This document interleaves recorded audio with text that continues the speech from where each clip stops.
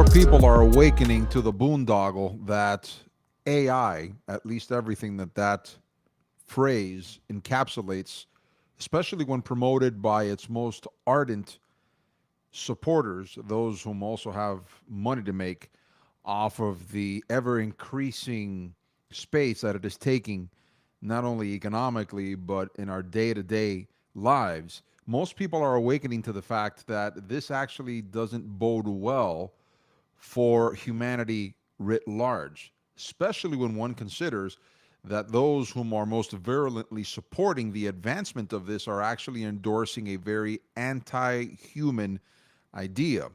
Alongside this, there is a small but ever growing group of Christians that are beginning to notice that the concepts promoted by the Yuval Hararis, who belongs to the World Economic Forum, the Larry Finks of life, the tech bros, as they are known from Silicon Valley, and the ideas that they are advancing looks to displace humanity, and that this essentially runs contrary to the Christian ethic and what it has to say about the inherent value of man.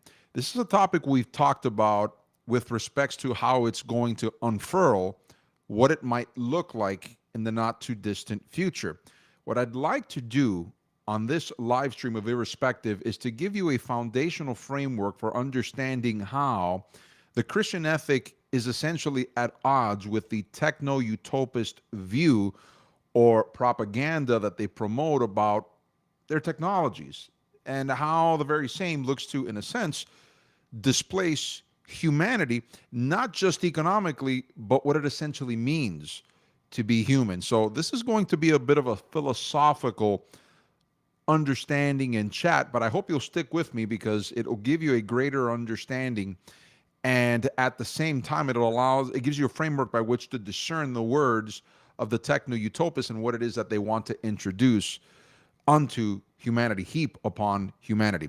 Welcome each and every one of you to this new edition, this new live stream of Irrespective. I'm glad that you're all joining us, and hopefully more will soon join, as I expect. A couple of items before we continue with our discourse this morning. If you have not done so yet, we would encourage you to subscribe, to hit the notification bell, to click on the thumbs up button, and to share our content with others. It is the most surefire way to help us spread the existence, the knowledge of the existence of Irrespective, whether you're watching this on YouTube, Rumble, or X. I would also encourage you to interact with us in the chat. Again, irrespective, pun not intended, of where you are watching this live stream. Interact with us in the chat.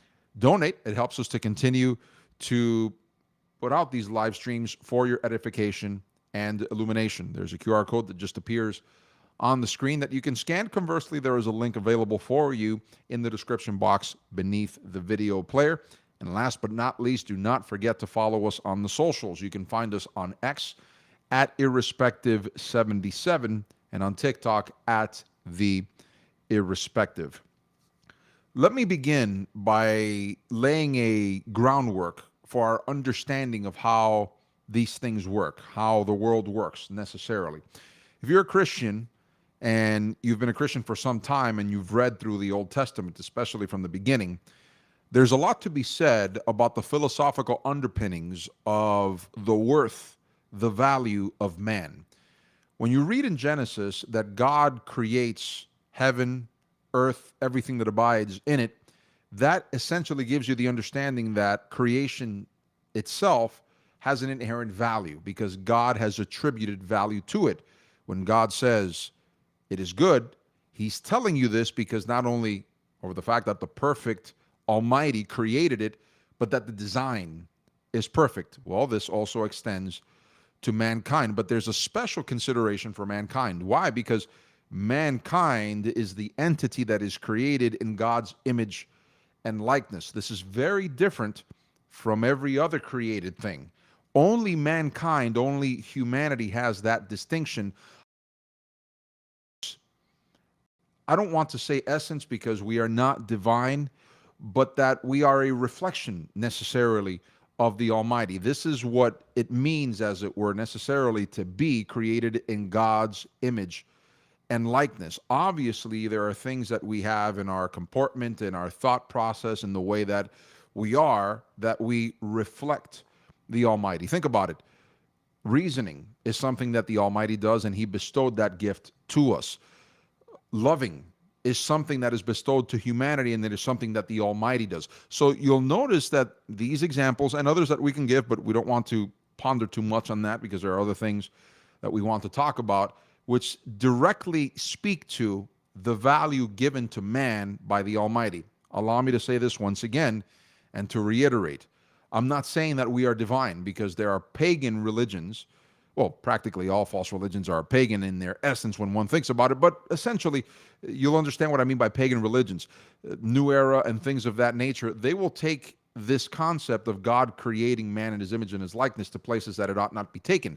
For example, pagan religions will teach that even in the Bible, this is what they'll say, since it says that God created us in His image and likeness, that means that we are divine, that we all have the divine spark. I'm pretty sure you've heard that phrase before. We all have the divine spark within us, which means that we are essentially divine. There's an inherent problem with this philosophically. The created cannot be as great or greater, or to the same degree, have the same, shall we say, level as the creator.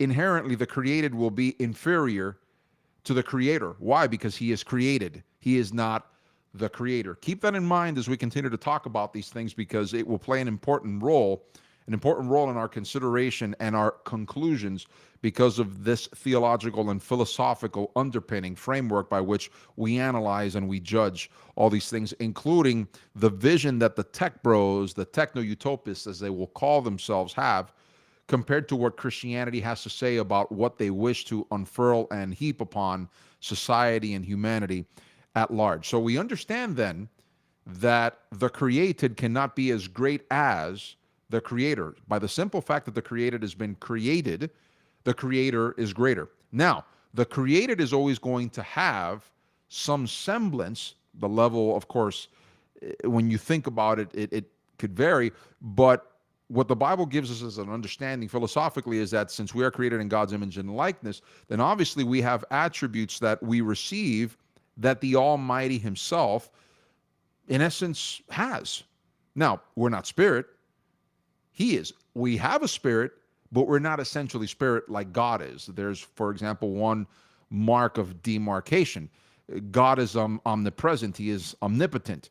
We're not. We have physical limitations. So again, other examples that I'm using here to prove that the created can never be as great as the creator. Now, having said that, there are abilities that we have wherein things need to be put in checks and balances.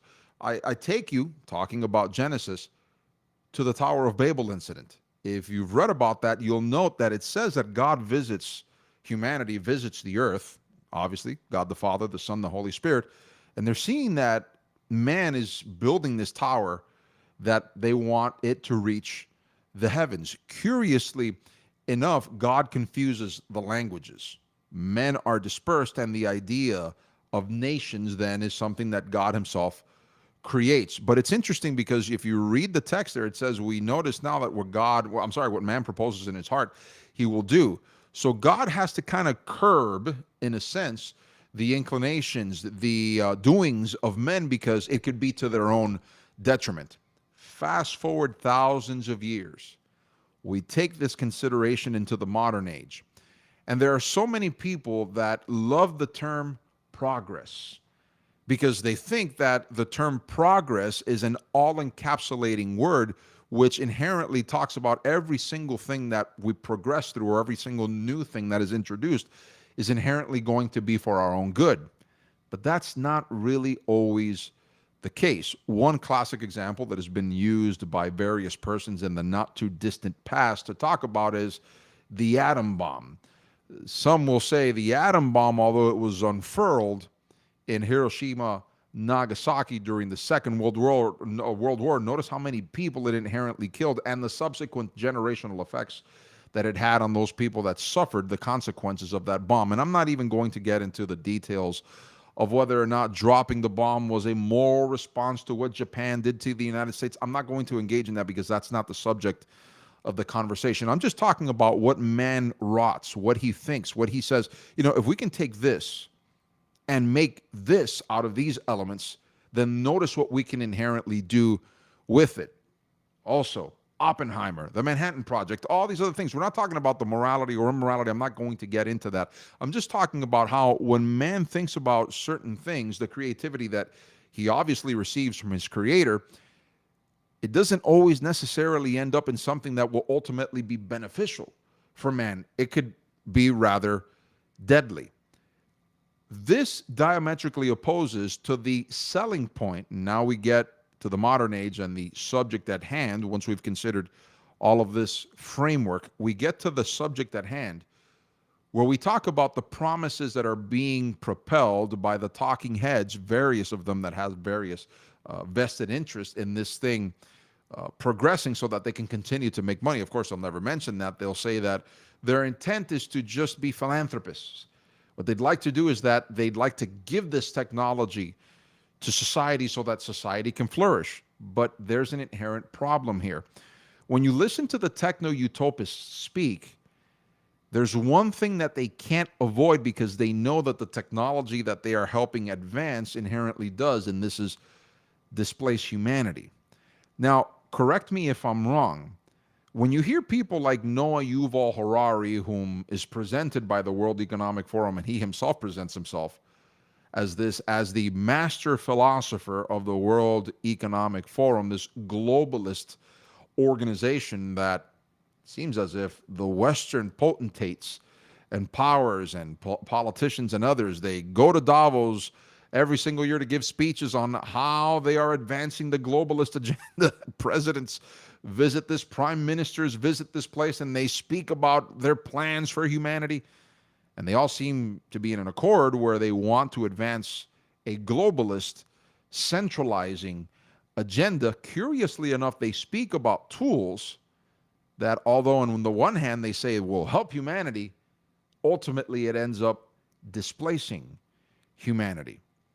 But again, correct me if I'm wrong, when you look at the past and you look at advancements in technology, whether it be, for example, during the first industrial revolution or the subsequent industrial revolution, there were persons whom were concerned. Ludditism is a term that is commonly brought up in these discussions, where there were persons whom resisted the technological change because these people thought that these technologies were inherently anti-human. Well, it didn't necessarily turn out to be true in a few instances, because what ended up happening in a sense was the technologies that were presented to the public was to facilitate, to make time management a bit easier and to make the work itself less strenuous in a sense. Think about this. Transportation is one classic example that is given. When you talk about the car, necessarily it allows the person to get from point A to point B in a lesser time frame, in a much more efficient way than horse and buggy, or simply getting on a horse and going from one place to another. There were certain considerations that were brought upon that says it would make it easier to get from point A to point E, but it wasn't necessarily an anti-human technology. No, it was just to make the ride, as it were, easier from point A to point B. But I bring up this example because I hear the techno-utopists like Yuval Harari, which I'll quote shortly, and others say this is going to be, this fourth industrial revolution, as they'll call it, will be similar to others. It's just going to be slightly different. But Yuval Harari in particular is a special point in case, and this is why I've chosen him to quote him, because he's at least a bit more honest, not less nefarious, by the way, not less nefarious, but he's at least a bit more honest than some of the other techno-utopists out there, whom he will be honest and tell you, in essence, this technology that we're helping peddle, it's actually a human displacing technology. And this is why Christians, at a more growing scale, I think thankfully so, are starting to say, wait a minute, is this something that we want to go down the road of? Because I can understand that there are those that have maybe unfounded fears, why that would be necessarily pushed back against, because when you look at that technology, as they call it, or that development in particular, it doesn't necessarily replace man. It just helps them make the task easier. versus the technology that they call artificial intelligence now. It's actually looking to displace, remove humanity and to do the tasks that humanity itself should and could do for itself. We're talking essentially about two different, some will call it worldviews. I tend to call it more paradigms than anything else. Let me get a bit more into the weeds. I know some people, they don't necessarily like the philosophical underpinnings of some of these things, but I have to get into them because unless you have a proper, as I said at the beginning of this live stream episode, if you don't have a proper understanding of a good, sound, foundational theological framework by which to judge things, then ultimately it becomes more difficult to discern the proponents of that thing or that other idea as to whether or not they have good intentions or not, and if ultimately this will be beneficial or detrimental for humanity. Humanity is filled with ideas, but ultimately we have to ask ourselves the question if it fits in to that old adage that says more or less, hey, the road to hell is paved with good intentions. The ancients, they more or less understood that one has to weigh these things on proper ways, balances and scales to see if ultimately they will be neutral, detrimental, or positive change for humanity. Think about this. When we go back to what I said earlier about Genesis, God makes man. Not only does he make man, he gives him a garden to tend to in Genesis. And curiously enough, after the fall, the work only multiplied. But I've heard Christians say, and this is what a lot of Christians to become part of the techno-utopist side without necessarily understanding that they're actually helping the very anti-human people that are promoting these newfangled so-called technologies like artificial intelligence and everything that is encapsulated in that phrase. Allow me to explain. Think about it. Most Christians have been led to believe that work in and of itself is the curse. It's not. The work was there before the fall. The only thing that that sin, once it was introduced into the world by our forefathers, Adam, and our foreparents, Adam and Eve, was the multiplication of work, the difficulty of the thing. But God intended for us to be workers. Because part of what gives us our definition, part of what gives us satisfaction, part of what gives us our understanding of what we are, of who we are, is work. Folks, God himself in the very beginning, in Genesis, it says, God rested from his labors. Read it. It's in the very beginning of Genesis. God on the seventh day rested from his labors. So God himself is a worker. When he creates us, he gives us, as it were, things that are reflective of him, that are part of his characteristics. Again, we're not divine, but we are certainly, there are things in us that are reflective of God, but we're not divine, including getting our definition by what we do. I'm pretty sure you've heard, and this is a small side note to continue to prove my point, I'm pretty sure you've seen films, listened to music, heard speeches, where people say that you're not defined by what you do. What? How can you not be? When everything that we do in our existence is a consequence of the decision-making process, of what we do, what we say. That is essentially a fallacious and a woefully fallacious idea. It's inherently ridiculous. How can you not be what you do? That's a stupid proposition, and it doesn't hold to the laws of logic, as it were. So we see that God works. God created us, and in part of what gives us our definition is not only that God created us, but that we work and we receive definition from our work and we receive satisfaction from our work, and we also get fulfillment from our work to meet our responsibilities that God himself has given us. And here come the techno-utopists, whom hark on the idea of making man's life easier with the technologies that they are helping to introduce, but it actually goes further. These people aren't just saying, well, this is going to make your life easier. No, what this is actually going to do is that it's actually going to replace humanity at its very core. You see, we're no longer going to need these amount of jobs because people won't be needing to do them anymore. We won't be needing human brain power anymore because the AI will be able to do it on its own, and we don't need people to pick up the phones anymore to resolve this issue over the phone or in person. You see where I'm going with this? The techno-utopists, if they didn't believe that this was a system that would mass displace humanity, they wouldn't even be proposing the very idea of universal basic income. Elon Musk has recently gotten on that train through his X posts as well, where he says, I don't see universal basic income as something that keeps people at a lower stage, as it were, of poverty. I actually think that it could create wealth. Well, he would only advance that idea unless he wouldn't advance that idea unless he would see a mass displacement of humanity from the workforce, just to give an example. And let me ask the folks at home a question. If people don't have something to do, then what's the point of existence? Do you see how this begins to necessarily contradict what the Christian ethic teaches about who we are, who made us, what we were made for?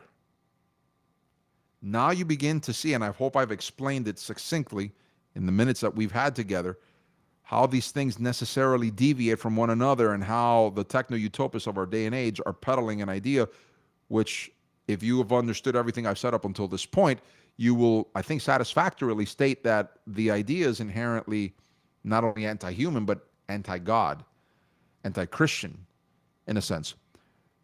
Let me prove the point here further.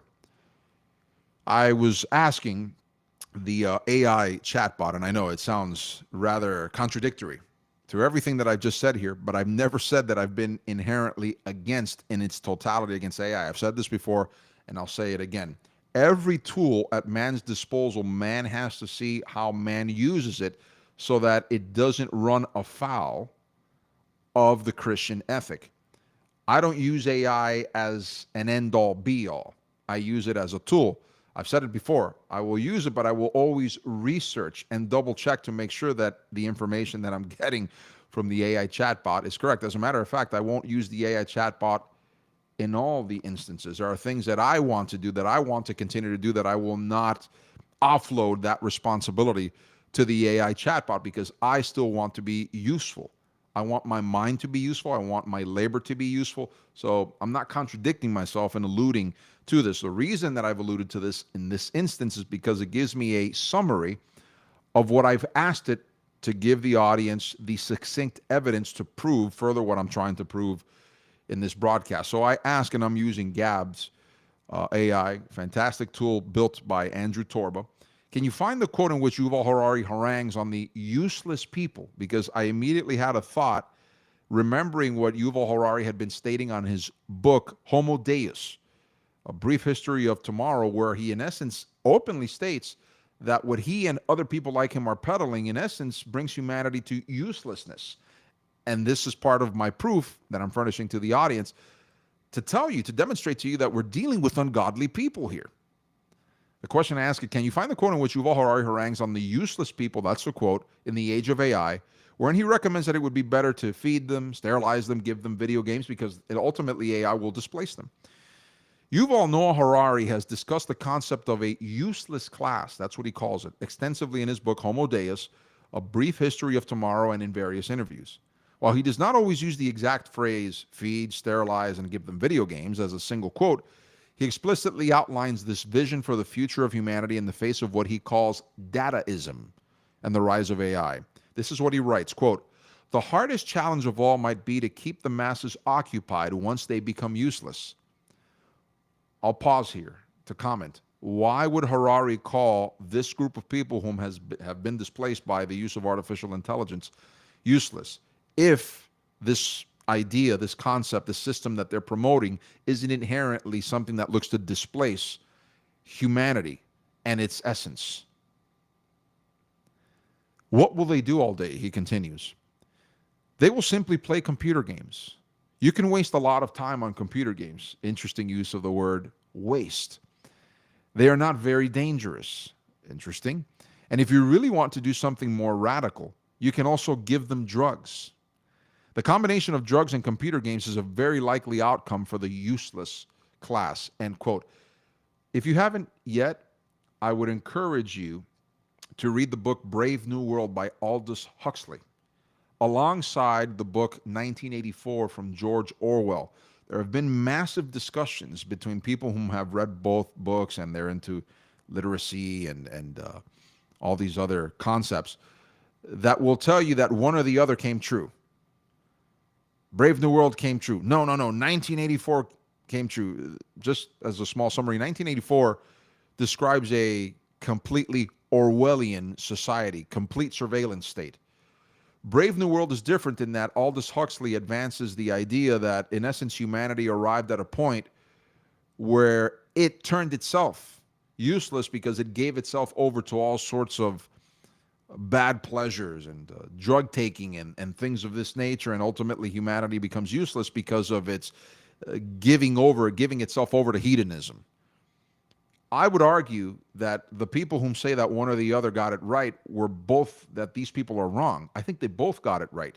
You can, in essence, have a system that is complete surveillance state while having a people also give themselves up to absolute hedonism to the point where they can't notice that they're in a surveillance state, to give an example. Regarding the broader implication of how the elite might manage this population, Harari has characterized the future as a transition where the majority of people lose their economic and military utility. In his speeches and writings, he frequently argues, number one, about the economic irrelevance. He posits that artificial intelligence and biotechnology will eventually make the vast majority of human labor economically worthless. Number two, the useless class. He argues that this will create a massive permanent, quote, useless, end quote, class. Individuals who are not just unemployed, but unemployable due to the advancement of technology. And number three, management strategy. His proposed solution for maintaining social order in a world where this class exists is through cheap distractions, namely virtual reality, video games, and pharmaceuticals, which he often refers to as a political necessity to keep the masses from revolting. Interesting. While Harari frames these observations as objective predictions about current technological trajectories, his critics often point to these segments of his work as evidence of a burgeoning techno-totalitarian worldview, one that views the average person as a biological asset to be managed or a liability to be pacified rather than being endowed with inherent worth. He is essentially articulating a future where the elite shift from exploiting the working class to simply managing a population that has been rendered an energetic and data-generating nullity. I think if I've been able to get a point across, it is this. We are inherently dealing with a people whom are currently sitting in the halls of power and making decisions, pushing us, shoving us into a future whereby a lot of people are beginning to awaken that they are shoving us into a future where they want to make us irrelevant, and this necessarily runs contrary to how God created the world to work, wherein humanity at its epicenter alludes to God but doesn't forget that part of its essence is the definition and fulfillment and satisfaction that it gets from its work. Because God, as I said earlier, works. God is a worker. We learn this from Genesis. But unfortunately, and if you've heard anything from me today, you'll note that one of the ways that I'm talking about the Hararis of life, the Bill Gates of life, the Sam Altmans of life, and others are trying to do is they're trying to, what's the term I'm looking for here? Sedate people into not noticing the future that they are pushing, shoving them into. And we as Christians can't allow these people to shove us in there, but sedate us while they're shoving us into that future, because it is an inherently anti-God, anti-human future. I don't know about you, but I don't want to lose my definition of what it means to be human. I don't want to lose sight of the fact that God created me for a purpose or for purposes. I don't want to lose sight of that, because essentially then I become useless to what Harari was stating earlier. And I don't want to fit into that system where he himself, or I'm allowing him to make me useless, because now when you think about it, I'm not fulfilling the purposes that God created me for. That in and of itself is a disservice to my Creator. That in and of itself is a disservice to my own existence. I don't want to get to that point. So the question now becomes then, if I've convinced you, hopefully, adequately enough, what do we do? I've said it before, the untangling these wicked webs is very difficult because you have to be able to demonstrate not only where these things ultimately lead to, the designs that these persons have, as we've done today by quoting them directly in one of their, a microcosm of that group, but also to demonstrate the philosophical underpinnings of why they're peddling these essential ideas. And let me say this. These people, what they want from this is more and more money. I find it interesting that Harari doesn't consider himself part of the useless class. Well, he can't, some will say sarcastically, because, of course, he sees himself as part of the elite. Well, there you go. He wants to make all the money that your data is going to make, and he wants to turn you useless, but he can't become useless because he's a philosopher, you see. What will we do without people like Harari, right? Well, I would argue plenty. We've been operating without the people like Harari fine, except now he wants to make himself, which ultimately, when one thinks about it, a person like him is absolutely useless. Furthermore, I would actually think he's more detrimental than anything else, given the proof that we have furnished today. No, he wants to make himself the person whom is indispensable. Not by convincing you that he's indispensable, but not by providing any value whatsoever, but by force. Tells you part of what the intentions of people like Harari are. So what do we do as Christians to counteract this? Well, I said it earlier when I gave my explanation for why I use or was using the chatbot. I think that has to be the overwhelming ethic that you have to fall back to, default to, and ask yourself the question, what am I giving up when I use this technology or use this tool? Would my essential humanity and my fulfillment, the possibility of fulfillment, the possibility of gratification, the possibility of filling my role as God would have me undertake it, is it going to be in any way, shape, or form damaged by using this tool or using it in a way that it should not be used, that undermines my essential humanity? That's the first thing that I would ask you to do is when you use a tool, when you use something, ask yourself, does this undermine any of these things? Does it run contrary to what God would have me do? Now, if it's a tool that you would use to, for example, help you with respect to time management, but it doesn't affect all of these considerations you've had until this point, then go forth. It's not a problem. The example I gave you earlier, I knew that Harari had stated this. I just, for whatever reason, couldn't find the specific quote, but I alluded to the AI chatbot in less than 30 seconds. I had the quote on my screen. It's fantastic. Saves me a lot of time, saves me a lot of effort. But I still have to think through these things to bring this information to you so I can demonstrate to you, these are the players, these are their intentions, this is how this runs contrary to God's design for humanity. That mental work still needed to be done. I didn't offload it. I didn't ask the AI to think for me what the consequences of this are. I just needed to look for the specific quote that I was looking for. Number two, never forget, never lose sight that you have to question all intentions. Something that has been lost in our day and age is people asking why. Why? And I'll note that those whom are workers of iniquity, whenever you ask them why, they seem to get really, really pestered, bothered, downright angry when you ask them that question, because the question why ultimately gets to the intentionality of their acts, the intentionality of their activities, of their words.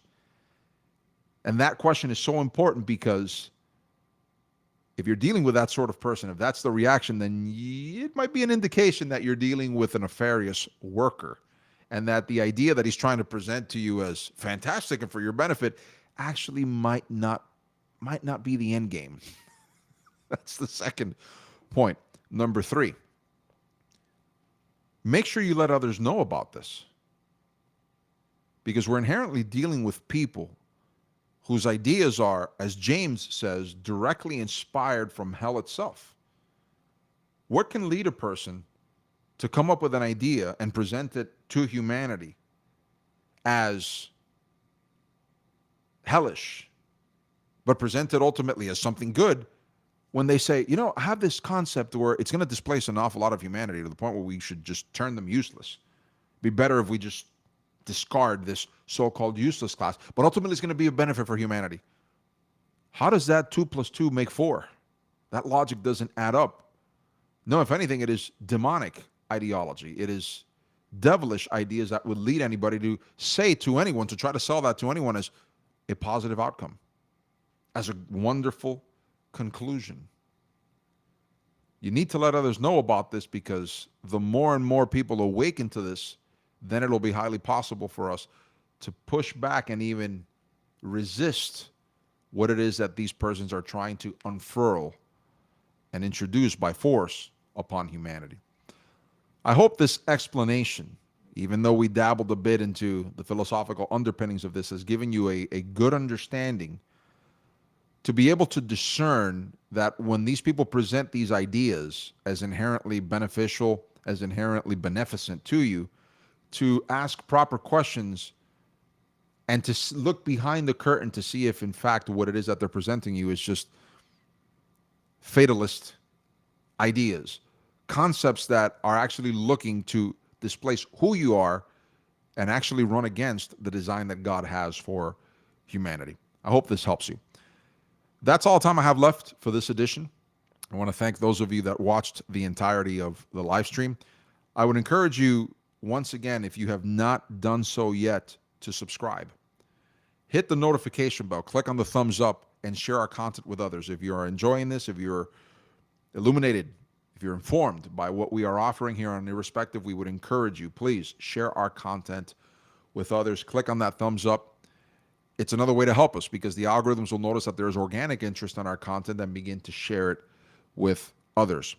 Do not forget to donate. It helps us to continue to do these live streams for your information, for your edification, for your illumination. There's a QR code that you can scan in the upper left-hand corner of the screen, as you can see.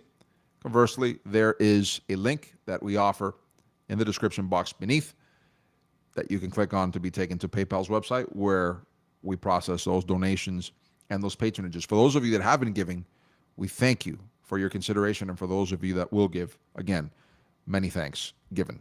Last but not least, do not forget to follow us on the socials, on X at Irrespective77 and on TikTok at The Irrespective.